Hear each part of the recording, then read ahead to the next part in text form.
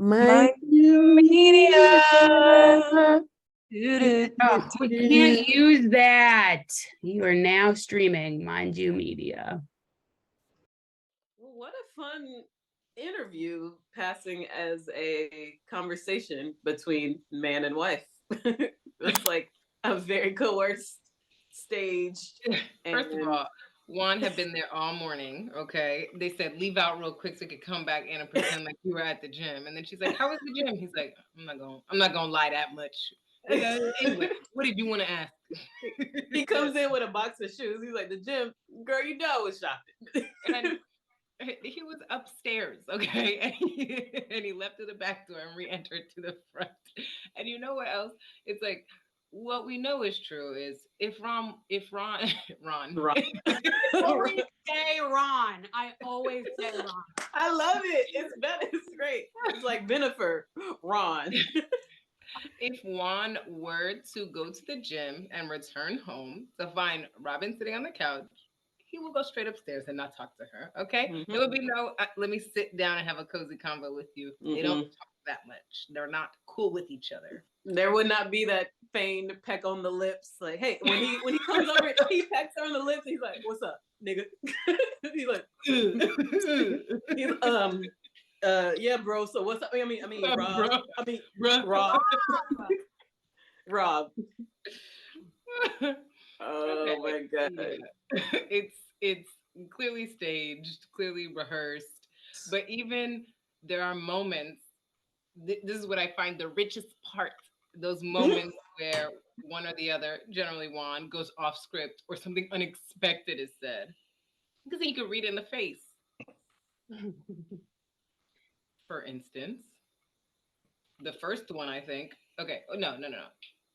This is a clear staged moment, but I just have a lot of feelings about it when they're like, so when mom's like, so why, if you were already there at the hotel, did you not sleep with her? No. She. That's clear case of Robyn trying to be one of the boys. Why not go for it? I mean, go ahead and shoot your shot. Then, if you was already there, Robyn, and you know, she wrote this part of the script. You know, she wrote this part of the script. Because what does Juan go? Have you seen her? You disgusting, both of you disgusting pieces of shit. So now Juan want to act up. And then, in order to pretend like everything is, hunky dory in your relationship, like this wasn't cheating, you take this opportunity to insult the woman publicly on national television. Disgusting. Yeah. Disgusting. Oh, have you seen her? Why'd you start the convo with her in the first place? Why'd you get? Oh, I'm sorry, because you're too friendly, too nice. And that was the craziest part. That the takeaway is Juan is just simply too nice. He is. Has anyone? How long have we been watching this show? I said not to Robyn. He ain't too nice to Robyn. To who? The only person in 8 seasons of watching this show he's been friendly to is Michael Darby. That's the only person I've ever seen Juan crack a smile with. He's very generous with Michael and not, especially not his wife. He is cruel, like literal cruelty we have witnessed over cruelty, or indifferent, which is even worse, right? Like it toggles back and forth between resentful and totally indifferent. Oh. And then speaking of staged, it's just like if you're going to stage a combo, I know Housewives is not past staging conflicts, staging conversations in the past. Don't start the conversation with, well, I wasn't expecting the firestorm when Giselle and I discussed it on the podcast. Oh my God. What were you expecting, Giselle? Well, I thought she was saying she wasn't expecting the firestorm. So it's like the podcast was a reaction to the firestorm, an attempt to manage it. But then Juan says, I told you not to do that. He says that. He does the audacity of an I told you so moment here is.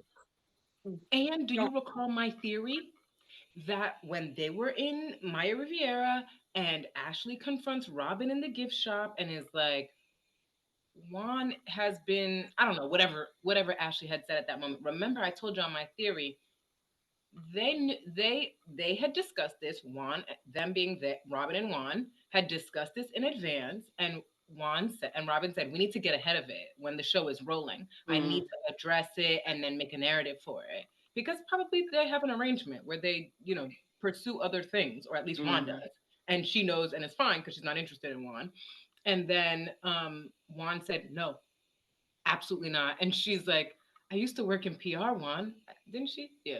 I used to work in PR, Juan. Like, we need to address it. And Juan is like, no, Robyn. And so she concedes. And that's why she called him very out of character for her. That's why she called him in Maya Riviera in the gift shop and said, nigga, I told you. And he said, bitch, I told you we're not gonna like had the audacity to turn up in light of that call. But this is more fucking evidence, is it not? Because but do you see how it's more evidence? Yeah. He says, I told you not to do it. Yeah. It's just like the whole time he told her, don't bring this forward. Don't get ahead of the story. It's like, no, Juan, haven't you noticed it doesn't work to not say anything? All your affairs will come to light. You can't just not address it. And that's why Robyn looks stupid now. Because she did what he insisted. And she didn't get a chance to get ahead. No, she would have looked stupid either way. Because what was she gonna say to get ahead of it, right? Like, I mean, she should have told the fucking truth, which is like, we don't put each other like that. Yeah. But I don't mean to skip ahead, but her co-stars say that too when Candace, Wendy, and Karen get together. If y'all have an arrangement, y'all have an arrangement. That's not unheard of in Potomac's little circle. Just say that. Just say that. But I can totally see Juan not wanting to seem like that kind of guy. And I can totally see Robyn leaning back on a certain kind of traditionalism or conservatism because her social circles call for it. Like, I think if she was pushed in another direction, she would be brave enough to be like, yes, we are doing that. You know what I mean? Like she was kind of owning their unconventional arrangement before they were married, right? Yeah. And living together and raising the children. But then, it's like, so when they decided to get married, I was like, oh, Robyn, that's a shame. You let people pressure you into that thing when you knew, I swear to God, a key reason Robyn did not want to remarry that man is because she knew she would be even more humiliated eventually after the nuptials. And she wanted to avoid that. Yeah. I mean, yeah. Even the whole storyline about the prenup last season, which was kind of weak, was an admission of that. Like, Juan, I'm trying to have this conversation. Robyn, that's not going to be a problem. But if it is a problem because it was a problem before, like, don't embarrass me. It's not going to be a problem. Juan. It's like, don't stay with Juan and ask not to be embarrassed. You're going to be embarrassed with that man. Yeah. There's no other way in the relationship. And so what do you think about her reasoning that it's too weird to be a false story? Oh my God. That's an insult to the viewer. Like, shut the fuck up. So you first of all, it's an insult to the viewer. It's sexist because it just walks him out a carpet to absolve himself. Yeah, I'm stupid. I'm incompetent. I'm not that smart. I can't come up with friendly. I'm too friendly. We know you, sir. We've seen you. I help the homeless. What? Like, you're liking it? He says it. He's like, I give $20 here so I can look like a good Samaritan and do a good deed. It's like, shut up, why? He looped this story into his charity work is unreal. Why? Sitting there like, I told you sewing to Robyn, like, it's okay. It's all right. People are going to think what they want, but I'm okay with it. So you're lucky, Fast forward to the end of the episode when her joy is stolen. It's like, you're not okay. You're not okay. Okay. Can I also raise the fact of a certain emphasis on a certain syllable from one Robyn? What's her last name? Dixon. She's like, 99% of people think you lied to me. Think you lied to me, as opposed to we're lying to them. Oh, okay. Yes. Yes. Close reader. Someone's a close reader. Wow. Because why was she emphasizing it that way? They 99, like, why is that even a talking point in the script you developed beforehand? 99% of people think you lied to me. Can you believe that? They don't realize I'm lying to them. That's And and if there's anything Robyn Dixon needs, it's to be one of the boys, to be empowered, to have. Remember back like 12 seasons ago when Michael Darby showed up to fucking Bethany Beach at the beach house and crashed their girls' weekend sleepover, and she was like, I didn't mind. I was playing beer pong and pool with Michael. It's like, ew, don't nobody want his rapey, crusty ass? Like, and of course, it's not that Robyn was compelled by Michael Darby. She was just compelled by the story that, like, I might as well be a boy. Like, Yep. It feels like power to her. It feels like not subject to violability, to being vulnerable or embarrassed. How much can I be like a man? Yep. And don't forget, she was a teen basketball player herself. So it's started for a while. Like, I'm sure she thought she had a love and basketball story. I'm sure she does. Yeah. And she's probably attached to that story. And that's why it's hard for her to, like, pursue another arrangement. And because her parents probably reinforce it too. It's like, oh, the story of us taking in your destitute black. That's right. That poor urban black youth. Yep. Us with our light skin respectability. We were gonna be a good influence on that boy. It's an all-star story. From AIDS. Yeah. It was a great story for season 1. Yeah, but it's like, speaking of the parents, I'm trying to track like what their sensibility has been as this thing has evolved, right? Because I think I tend to get from the dad. I don't like it much. I'm not gonna say anything just to avoid. And then the mom's like, fine, I'll be the one who rhetorically puts the pressure on Robyn. But I don't think she should give it up either, right? Like, I think the mom is also really invested in this relationship. She just wants to make sure that, like, the image of respectability is not tarnished. Well, that's her whole. You remember when Robyn was like, "We're gonna elope," and she was like, "I'm not invited to the wedding. I can't come to the wedding." What? Which was not even to say like, "Oh, I need to be there because I love you and Juan." It's just like the wedding, the image of the thing. The reason is because by then mom knew of the stories too, because this came out before the wedding, remember? And mom is like, oh, you're shutting me out because you're embarrassed about the affairs and because I'm criticizing Juan for his behavior. Now I'm all of a sudden not invited to the wedding. That is so sad. I mean, because Robyn has not been living like somebody who wants her parents out of her business at all. That's true. Right? She was going over there regularly. Mom in the face like that. It really made no sense. Like, it's okay. It's a destination wedding. Just 2 additional people, the parents, who you claim are like surrogate parents to Juan. So why wouldn't they be invited? Right. It's literally like an our parents situation. Yeah. Yeah. It makes no sense. Like the people who have been with you all the longest, literally longer than your both kids. of you. Yeah. So it's like, why would you not invite them? Except that mom was like, now a line must be drawn. And she was like, we don't need that negativity around us. And of course she had to eventually concede to doing the wedding locally, making a like controlled narrative, documented affair about it, because she knew the stories were coming out. That's why it was a season. That must have been so crazy, walking down the aisle, carrying that out, knowing the firestorm awaited. Is it like, that's what I want to understand Robyn's mental state here more. Like, this is where the Enneagram analysis can serve us, hopefully. But it's like, is it a level of compartmentalization? Is she like wholly re-narrating? Because it's like, I feel like the people around her won't let her re-narration take hold. So it's being interrupted regularly. How is she, like, is she just spazzing? Like, what is going on? I highly suspect, I don't know. I mean, in light of all your questions, like, I sit here wondering, but this is just what I have come up with so far. Like, she has a very kind of rationalist account of the thing in her head. And so she's happy to lie public. She's happy to say whatever publicly because classic, the most important relationship I have in this world is with my mind, right? Which is Robyn. Like classic, it doesn't matter what, like, you know, of course no one can sustain this. It doesn't matter what people think. It doesn't matter what I put forward.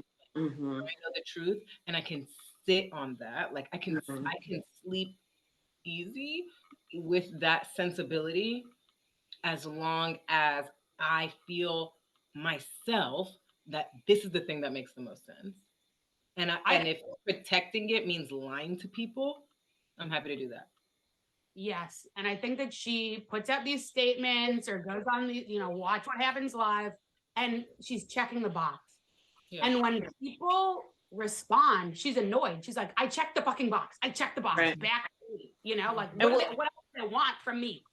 Well, this is the problem of the five as a person who lives in their head. It's like you make your reality then, and then it goes unchecked. So then when the world checks it by asking questions or poking holes or saying, hey girl, that doesn't add up, then you're enraged because the integrity of your little story is getting penetrated. And it's like, girl, if you would collaborate on the story with people, you could actually strengthen it, but she won't trust nobody outside of her head. I very much feel like that's exactly what's happening in that final intervention scene. Like specifically, Giselle says something to her that makes her go, oh shit. My rationalist account with myself is actually not foolproof. There are some holes in it. And Giselle just, you can see it on Robyn's face that she's affected by what Giselle said, but it's like, well, it's too late now, right? Like the preservation of a controlled image is the foremost priority for Robyn. It's like she's not like the classic tragic, pathetic woman who's just like, my man is like it's like she doesn't even look like that, right? Like, I mean, maybe it's easy to read her that way, but she doesn't even look like that. She says, I think Charisse looks like that. Like, Charisse looks like the classic. Because Charisse is still crying. Charisse is still miserable. But Robyn says with the utmost conviction, because she knows for sure she's doing the thing that makes the most sense to her in her head until Giselle reminds her, do you remember that woman who you were initially after the divorce? And do you see who you are now? Like she appeals to her sense of pride. Robyn has a lot of, right? So it's like, are you going to protect that woman? That was brilliant by Giselle. That was, I got chills repeating it. Okay. That was brilliant. It was brilliant because it worked. Yeah, it was. And it was a moment of vulnerability by Giselle, which I appreciated between them because it showed like a vulnerable, honest connection and not just Giselle being like, I'm gonna be a little gossipy tea peddler. No, I care about you, Robyn, even if I do sometimes like run afoul of what would seem like the right thing to do in our relationship. And it's like that came out, Yep. Giselle was a real friend. And it's so interesting with this renarration that Ellen has brought up. I thought watching the intervention, that Giselle was a real one when she said, what I need beforehand to Ashley, what I need her to know is that she looks crazy. We're all watching and she looks crazy. And now thinking about Robyn's commitment to rationality, it's like, that out of all things, that was the thing that she did not know. Not any of these things that are like more personal, more upsetting to most people. It's no, you look crazy. So I'm leaning on you. And the other stuff is not that upsetting because she's emotionally disconnected from that other stuff. She's not emotionally invested in Juan. She does not care if he's pursuing sexual relationships because, I mean, even though it's scripted, who the fuck can say, I mean, why didn't you go all the way? Why don't you go for it? Like somebody who does not give a fuck what you do. She literally doesn't. And I mean, that's fine. That's fine. Whatever your non-conventional arrangement is, I'm not mad at it. Like, I wouldn't be in a romantic relationship with Juan either. He clearly cannot, like, he has no interest in meeting her romantic needs. So it's like co-parent if you think that's the man you want for all your children. This is precisely why Robyn was like, Juan was like, I got my 2 boys, I need my baby girl. Robyn was like, exactly. And See, oh yes, her forceful insistence, no, we're not having another child, suggests exactly what she understands about this dynamic. Oh, And that to me, I mean, I think like this discussion makes it so clear why Robyn then has to continually fall back on disaffection as her defense. I can't care what people think. I can't care. Whatever you're saying, I can't care, except for not even Charisse and Ashley, I think, were as affecting to her as Giselle because that's her friend. I have to care about what Giselle says if that's my friend. You can block out everybody else in order to preserve your explanation in your head, but you can't block out Giselle, Robyn. Yeah. She doesn't respect Ashley. She likes Charisse. She identifies with Charisse, but she doesn't respect her. There's no like reverence there. Who So does? things they say, the things they say will go. But if Giselle, if she, I think she has also learned Giselle sometimes is being malicious and messy. But if she can see a moment of earnestness in Giselle, she goes, no. She identifies most with her. And I think it's exactly what you said, Katherine, about like, no, what she needs to understand is she looks crazy. They are similarly invested in not looking crazy. I mean, talk about the Enneagram, it's the triad, it's 258. So pride is there too, like all of that. But the thing about Giselle, I was gonna say like Giselle might have a more in touch with reality sensibility about how crazy she looks, but I don't think so. And an eight normally doesn't, right? Like an eight can have so much conviction while the world is like, you suck, you're mean and a bully. And they'll be like, no, I don't care. Oh yeah, I was a bully of necessity. Like they'll do that and be unfazed because of their strong, and I think a five is like, you there's no resource like my mind. You don't have anything that you can threaten to deprive me of that is more valuable than my mind. So I don't care. And it's like, of course she does care. Of course she cares about being humiliated, right? Like her mind is it's an ego. It's like the source of her pride. So it's like she's fucking embarrassed, but it's like she's also really good at shoring up her sense of her own righteousness by just not reaching out to other people, by just having a relationship with herself. She's asexual. Oh, people used to say that, I think, that she was asexual. Yeah. And I mean, yeah. And you know, maybe also all of this pushback from other people is just more material for the five to work into their narrative. You know, she's not deeper entrenched.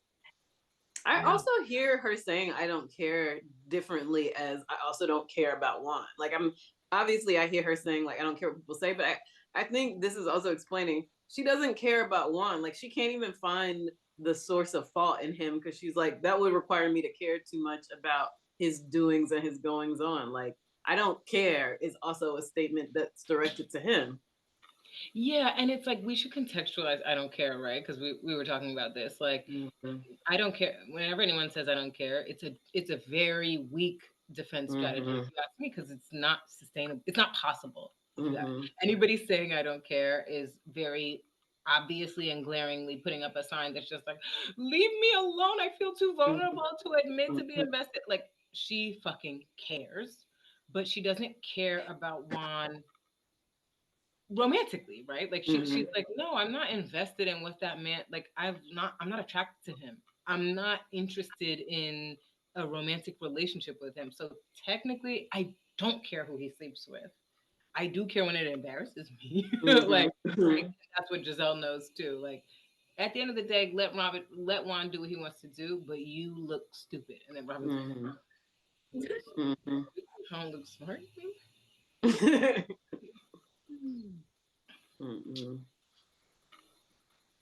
Yeah, I mean, to me, I don't care is not compelling. Like, it makes me, I think hearing Robyn say that is like so deeply annoying and triggering to me because it's like, girl, like what you're saying, it's a cheap defense. No one believed you, but also like you don't get on a TV show, a reality show that the premise is the exploration of your life and the discontents of it in order not to care. Like you got to at least come with a more compelling retort than that. Give me something. Give me an argument. Read somebody. That's the whole point. Like if you're not in that economy, then girl, this is the wrong business for you. Yeah. That's so true. I feel like as an eight myself, I cringe at the I don't care. I hear that like wince, like it's just very painful for me to hear. I'm triggered like personally. But when an eight won't say I don't care. They'll be like, I don't give a fuck, you know. But having her say just I don't giving the lie. yeah, without like, you know, saying it with her I mean, she is saying it with her chest, but with just the disaffection, I think is so much more painful for me to watch because it's so much more like she doesn't even mask it with anger, you know. Yeah. Well, she doesn't mask it with anger, but she doesn't deliver it compellingly either. For somebody who's enormously capable of disaffected look, she's good at that. She can look very cool under fire. Like this is what I was saying before, where I say she's a fire, because she might have a moment where she explodes, but she can look very cool under fire. And when you say, I don't care, fine, keep going. What is it? What is it? I'm stupid. I'm ugly. You hate me. Now you're flailing. Now you're flailing, girl. Like, yeah.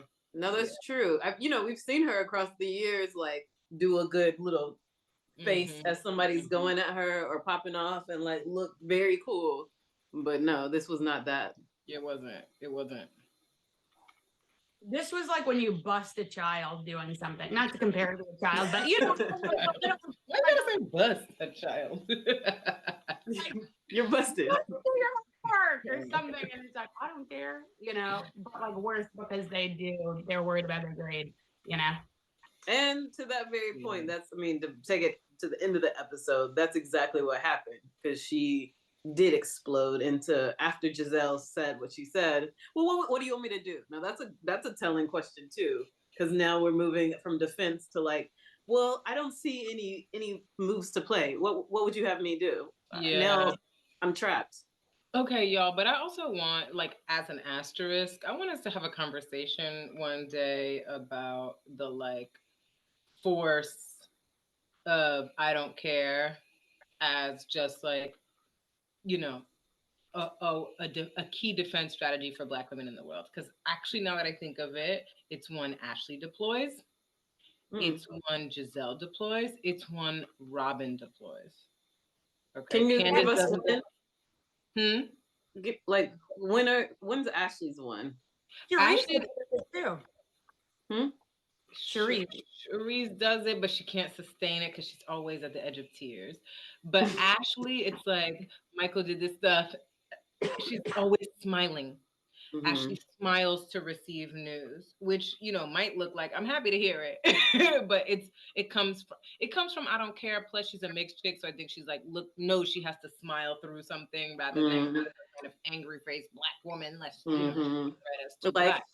Well, it really the prenup just did not work out for me. I gotta say. And when she cares, especially, she gets more rational. She gets more rational, and you can see her trying to contain emotion. It's like people for seasons did not fuck with Candace. Yeah, that's right. I'm naming it. Okay. If now Candace is a certain kind of darling of the viewer, people don't fuck with Candace precisely because she does not bother to pretend like she doesn't care. And I get it. The point is like, no, Candace, don't be vulnerable. Are you kidding? You're showing people your wrists and therefore letting them walk all over you.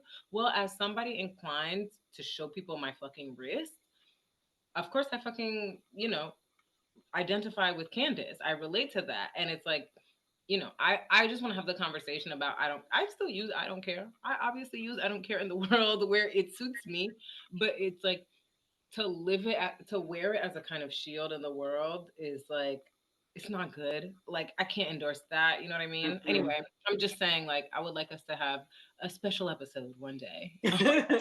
No, I like it.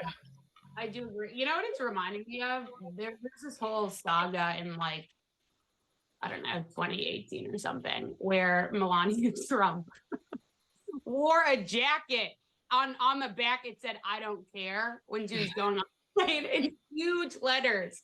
And like everybody was talking about Donald, this, that, blah, blah, blah. And then it was this whole thing about like situation. Yeah. Melania's Russian. I can see the Russians using the same strategies as Black people. Yeah. Totally the same. And then when confronted about it, she was like, I don't care, and it's like, oh, it's the same. She's like, I certainly don't care what y'all care about. Whoosh, whoosh. Yeah, it's like I don't like it, especially in the context of this kind of work, because it's just like, girl, no, that can't actually be the place that you either start or end in a conversation or a conflict. Like, conflict is the economy of these housewife shows. It's not even that I need you to like performatively be something that you're not, but like that's a non-starter, Robyn. Obviously, you care. And maybe it's like, girl, don't get on the show. It's like if your key inclination is to hide yourself from others. But I think that's why she thought she could master the platform, right? She thought with her rationalism, she was gonna like slay every conflict because she can, like she's so guarded. Can you imagine Robyn trying to kick, in light of their arrangement? Where's her relationship? It's not gonna happen. No one's gonna stay in a relationship with Robyn because even more than Giselle, she will not get emotionally invested. And like, you know, I don't know if people know this, but like, I mean, I don't know if people know this, but if Robyn were to pursue a relationship with a woman, with a man, they would run from the fucking hills sooner or later because she's way too disaffected. She's way too guarded. She will not share herself. And people don't feel safe in that circumstance. They're just like, what are you hiding? Like, I can't you. They're not staying around for that. No, but so here's what I wonder going forward. I think like what maybe worked for Robyn in the early seasons was this strategy of like, no, I can be on this show because I can hide myself. I can let Giselle and Charisse and Karen do all of the kind of ostentatious emoting, and I can be the cool reserved one. But I think I wonder as like the limits of that are showing themselves and Robyn is pushed in these ways to like, this is the first episode and Giselle and them have already told her you look crazy and you can't sustain this shield and your disaffection is not actually gonna get you through. Is she like, like increased intimacy with people, knowing people for a longer period of time is going to make her have to say or show something, right? Like she's been in relation to these women for 8 seasons now. Like you can't keep being disaffected. I think she's getting more distant with Giselle. I think she's letting Giselle in less and less, actually. But yeah, I mean, like nobody wants her on the show. Like, if it weren't, and the producers know that too. So they're just like, girl, if we don't make your, Juan's bad behavior the center of your story this season, we cannot sustain bringing you back. People will go, what are you doing protecting this boring ass woman? So but is this gonna break her? Like, we saw the little breakdown in the episodes ahead about her crying about being the victim. We saw her sitting on the curb with no one to love. We saw like, oh, no, is that the name of the episode? No, that was Bravo. If you haven't named the episode yet, give your girl K May the credits. Okay, no one. He already stole it from the album cover. Yeah, it was on Twitter first. No one. You remember the album list? No one to love. Oh yeah. Some brilliant improv. Shout out. Should we put that here? The creator of and what was it? Don't Mess with My Man featuring Michael Darby. No, Jack. Whoever did that was a real one. Genius. No, but this is making me, I was going to say that, is that I think that Robyn is not going to be on the show for long. Because I just don't, she is guarded and she has no stage presence. That no, okay, Charisse has no stage presence, to quote one. And look where she went. I mean, I think Robyn could be a friend to the show, Robyn has stage presence. That's why everyone identifies with her. Like people do. Like, people do. If let conflict happen, she shows up, right? She won't share herself, but she tends to be good at participating in shit. She'll weigh in for sure. In an annoying way. She's the most annoying, I feel like, during fights. When she was filming last season. Well, that wasn't annoying. That was disgusting and despicable. Okay. Right. No, but I feel like the opening scene, it's like, yeah, we've seen on Bravo a million times fake scenes, but that one was acted so poorly. It's like, this is not sustainable. Yeah. Okay. I want this to constitute a crisis for her because it's like, obviously, I like obviously I'm the audience, so I want the the stuff, but I want like Robyn to have to be confronted with the limits of this strategy of disaffection. Girl, you are like not going to be able to endure difficult times, hard relationships. Like if you're gonna distance yourself from Giselle, you never really liked Juan in the first place, or maybe you did early, but not in this iteration of y'all's relationship. You might have some sympathy, share some sympathies with Charisse. Like, who's gonna be there for you, Robyn? You're gonna realize the limits of your fortress living in the mind life. Yeah. So in light of that, let me ask y'all: do you care about Robyn's well-being? I think I kind of do still. Ooh. I think I kind of just. I don't. I think I can't trust myself in saying no because of how triggered she makes me when she says stuff like, I don't care. I'm like, girl, people be rooting for you. Like, my sister finds you to be the relatable one. Like, there's work you could be doing for people in the show if you were to be a real one. I just want you to be. She's probably most like you out think? of the three of us, right? Yeah, I don't. I mean, she's literally right there on the circle. But what about Karen? You think you're like Karen? you think you're like Karen? I could be. She's right there on the circle. By that I care about Robyn's well-being in the way that I care about like all Black women, like a Black woman I never met's well-being, you know. But I don't care about her specifically. You know what I'm saying? Like I have that care, and it does not encompass Robyn. I don't know. It's like maybe she's not Black to me. And I'm not really here for that. Like, Robyn lives as a Black woman. I know she's Black. It's not. But I'm looking right now, and maybe it's because I've been drinking. Who knows? But I'm looking right now. I guess I just don't. No. Okay, maybe I feel like whatever. She's gonna keep doing what she's doing, and it's a kind of sustainable level of like maladaptive behavior. It's a sustainable level of like, I don't know, like she'll carry on with her life. I'm like, I worry more about Ashley, and I hate really. I hate Ashley.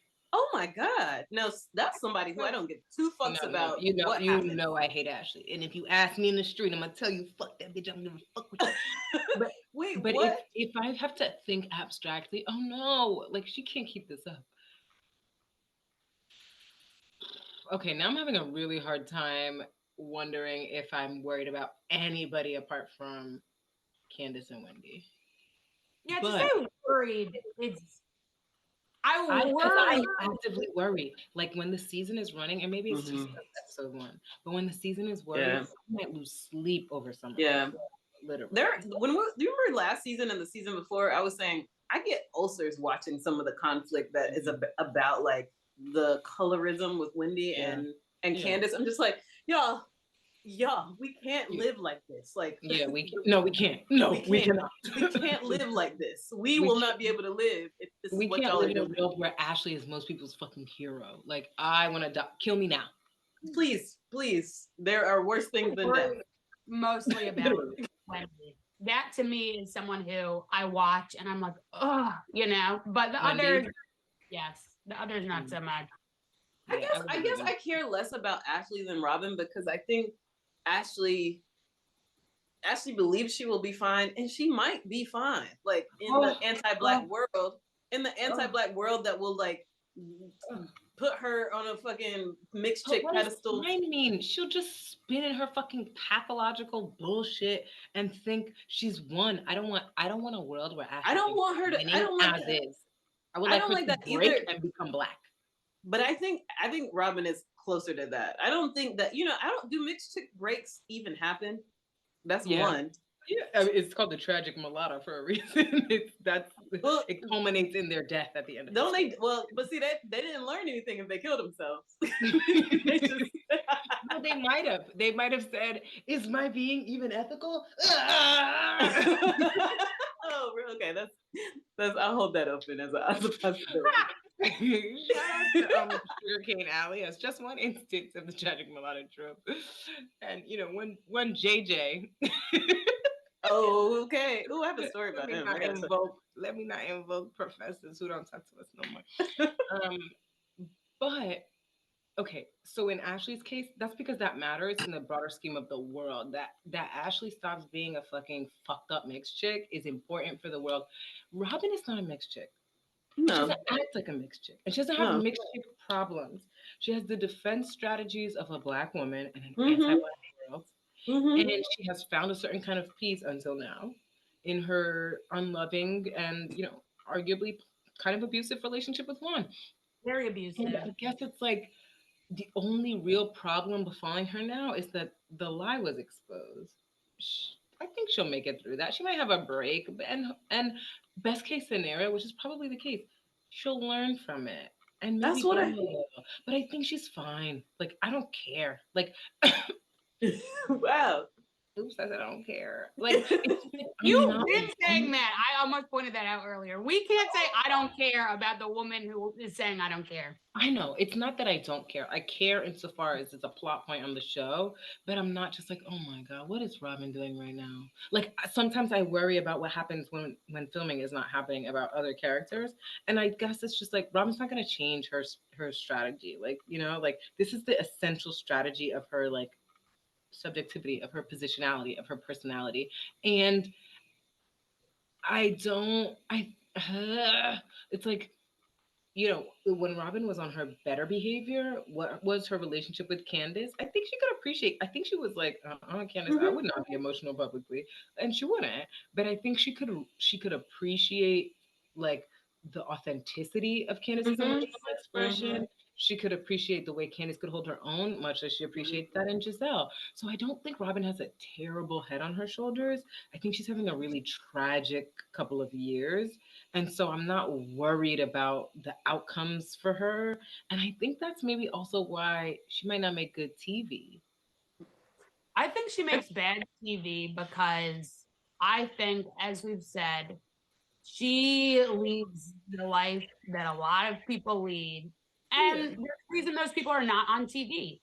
Like, I think that she is going to continue being like unhappy, and that'll be quote unquote fine. Like, I don't think that she'll just cruise on, I think I almost feel like she has a unique opportunity that other women who are like her, unremarkable, living in like these loveless circumstances or whatever, like. And when you say unremarkable,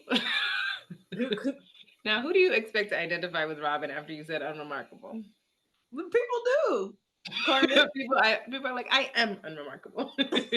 Unremarkable as in nobody's gonna remark on my life on TV because I would never put this life on the air. But I really kind of want that for her because I would like for her to graduate to a more insightful version of herself. Like her tools will not destroy her. She will just live middlingly or whatever. But like I just want more. I don't care about Ashley. I mean, I think she does nasty work in the world as many mixed chicks do, but like I don't think.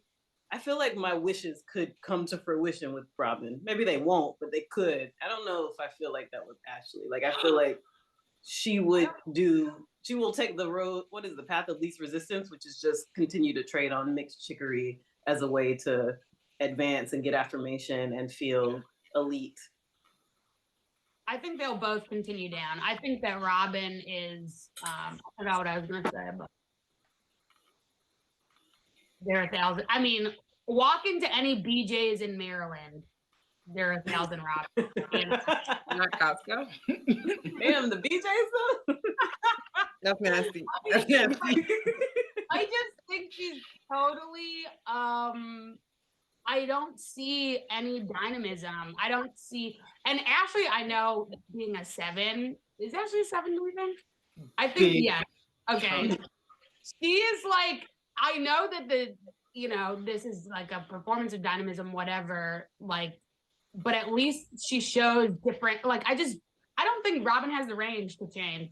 Yeah. And I mean, okay. speaking of sevens, your girl gotta go see a seven live right now. Report Um, back. Report back. I will, but I just wanna say with Robyn, I think I figured it out. It's like if somebody's not invested in sociality, if somebody doesn't want people, I can't spend my energy trying to like that. To me, that's a hurdle. I don't even know how to like. It's sustainable. It works in this world, but like you're just too far from fulfillment. I can't reach you. I can't bother to worry about you because you've put yourself at too much of a distance. I mean, you didn't do it to yourself. She didn't do it to herself. She did not do it to herself. The world did it to her. But like to be kind of that uninterested in sharing yourself with people. Mm-hmm. Yeah. Yeah, and that, I mean, if there's anything to be said about Robyn, it's that she is uninterested in sharing herself with people, and that is a final word on the matter. Hmm. Hmm. What did Nene do on that? I feel like Nene did a like I neck don't thing. remember that. It was during Phaedra's extended like just because your husband wanted to get a medium pizza that he shot his cum in a cup and he went to the sperm bank so Medium you could get it. pizza. You Now don't remember that? that is Yeah. stage